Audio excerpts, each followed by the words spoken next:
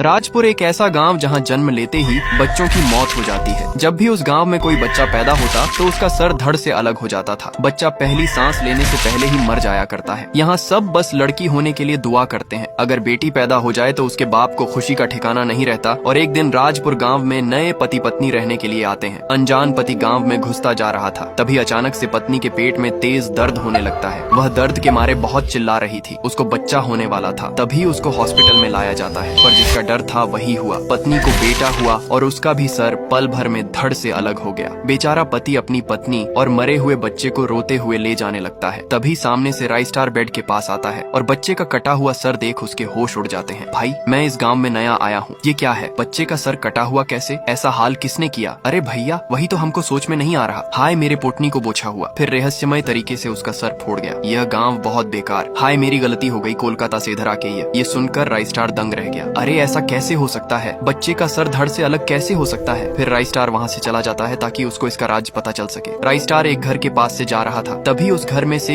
एक बूढ़ा आदमी गुजर रहा था। राइस्टार ने उसको आवाज लगाई, ओ चाचा रुको जरा। वो बूढ़ा आदमी वहीं रुक गया। अरे बेटा, क्या हुआ? क्यों बुलाना चाहते हो? तुम मुझे नए लगते हो। बस अब छोड़ो चाचा जी, ये बताओ कि इस गाँव में बेटा पैदा होने पर उसकी तुरंत मौत कैसे हो जाती है? मुझे ये जानना है। अरे बेटा, इस गाँव में ऐसा ही है, बेटा पैदा होने पर मर जाता है। ये बात कुछ 10 साल पहले की है, जब इस गाँव में राजा रत्नेश रहता था। यही इस गांव को संभालता था। उसकी एक पत्नी भी थी, इंदुमती। एक दिन इंदुमती ने राजा रत्श को खुशखबरी सुनाई, पतिदेव, मुझे राजकुमार होने वाला है। अरे वाह, ये तो बड़ी खुशखबरी है। हाँ, पर अगर तूने एक राजकुमार के बदले राजकुमारी को जन्म दिया तो पूरे गांव में मातम मनाऊंगा, और अगर राजकुमार पैदा हुआ तो पूरे राज्य में हीरे जवाहरात की बारिश करवाऊंगा। फिर वो दिन आया जब इंदुमती को बच्चा होने वाला था। राजा रत्नेश अस्पताल के अंदर गया तो इंदुमती ने एक राजकुमारी को जन्म दिया। इससे राजा रत्श का गुस्सा 7वें आसमान तक चला गया। उसने उसी हालत में इंदुमती को डंडे से मारते हुए अपनी जायदाद से बेदखल कर दिया। इंदुमती अपनी बच्ची को रोते हुए वहाँ से ले गई। बेटी का पेट भरने के लिए उसने भीख मांगनी शुरू कर दी, पर सबने मना कर दिया। हार मानकर वह दर दर भटकने लगी।